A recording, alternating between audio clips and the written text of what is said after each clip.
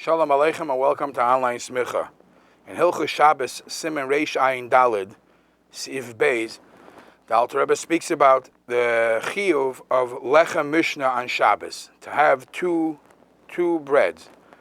So the Alter Rebbe says like this: Siv Beis, Chayiv kol adam liftzoy al shtei kikaros shleimos. It is an obligation on every individual to make a bracha, to as we'll soon see, on two complete breads, loaves of bread. Echad anashim ve'echad nashim, male or female. Interesting. Echad anashim ve'echad nashim. Everybody is obligated in the chiyuv of lechem mishna. And he brings the pasuk. Ve'ein tzarech sheyivtza mishtei. And then he says you don't actually have to cut both loaves of bread. Ela sheyoicha shteim biyodei. You have to hold them both in your hands, and cutting yivtza me'achas mehem, because the Alter Rebbe says that the pasuk where it speaks about liktu lechem mishna, collect a double portion from the mun, was not talking about the actual cutting and eating. It was talking about b'shas achiza. What are you collecting?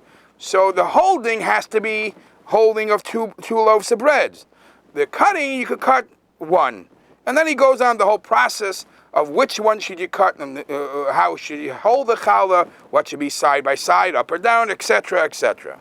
In the next sif, he speaks about how much you should cut, what's considered nice, what's considered looking like a rafson, a fresser, mehilchas derech eretz.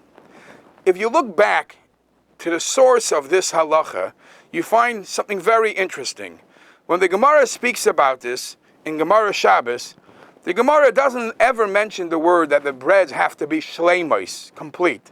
The Gemara says that you have to, Gemara Shabbos daf kuf yud zayin amud beis, Amar Abba, b'Shabbos chayiv adam liftzoya al shtei kikaros. A person has to cut or hold, as we learned, on two loaves. And he brings the pasuk of liktu lechem mishna. Baitzei al shtei kikaros. There's no mention of it being complete loaves. In Shulchan Aruch, when the Mechaber quotes this din, he also quotes that you have to have shtei kikaros. It's the Ramah that adds the words that it has to be shleimos. The two loaves should be whole loaves. Now, what's the advantage or what's the plus of having a shleimos, both of them having complete? Because as we know, it's sometimes difficult to find in a kiddush, when there's a lot of people, to find two complete rolls or two complete challahs is not that easy. What's the benefits of the achrayim? Go on to discuss, is it mishud covered, or if it's not shleima, it's not really called a lechem mishna. Prusa is one that's cut already is not considered a loaf. There is different explanations, but in the Gemara there is no mention clearly that it has to be shleimas. So much so, if push comes to shove and you don't have two shleimas, it's brought. You're still yoytze lechem mishna on a prusa if that's what you only have. So now that we see that the Ramah and the Alter Rebbe say that they should be shleimas, the Alter Rebbe doesn't even change it. He quotes the Ramah that the shtei kikaros should be shleimas. Do both of the shleimas have to be accessible and edible, ready to be eaten right away? And the two examples that are brought in today's achrayim is a frozen challah. Would that be good as one of the two shleimas? Or a challah that's wrapped in a silver foil or in a bag? I'm only going to eat one. As the Alter Rebbe already said, you don't have to cut both of them. Could the second one still be in a bag? Could the second one be frozen?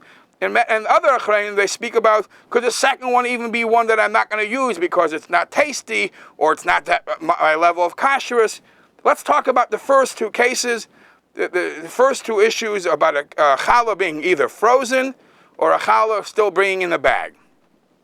The Mishnah Brura actually says that when a person, since the whole thing is the lechem mishna should be held in the hand, so the Mishnah Brura actually suggests that if a person is wearing gloves, it's cold or whatever, he should actually remove the gloves before he does the lechem mishna, because there is an inyan in the achiza of the challah. Oy bazoi, based on that, Rav Shlomo Zalman Auerbach, as it's quoted in the Shmira Shabbos Kol Chasa, suggests that the challah should not be in a bag. the challah, even though it's only being used as the additional challah, the second one for the lechem mishna, it should be taken out of the bag, so you should be able to hold the actual challah. A frozen challah, you might be holding the actual challah, but the frozen challah runs into a different issue. Does the lechem mishna, do the lechem mishna that are being used now for the suda, do they both have to be ready, edible, or do we say that being that it's rock hard and it's frozen, maybe it doesn't pass the test? So obviously, if you have one that's not frozen, that has a din kedima because it's ready to be eaten. Anything which is with time, with small amount of time, it will be ready is better. But less breda, it's brought that even a rock hard frozen challah could also be used, because it's not like it's not edible.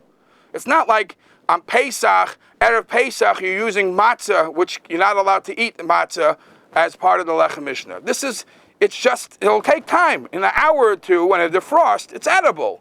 So, beles breda, the achrayim say that you could even use that as part of the lechem mishna.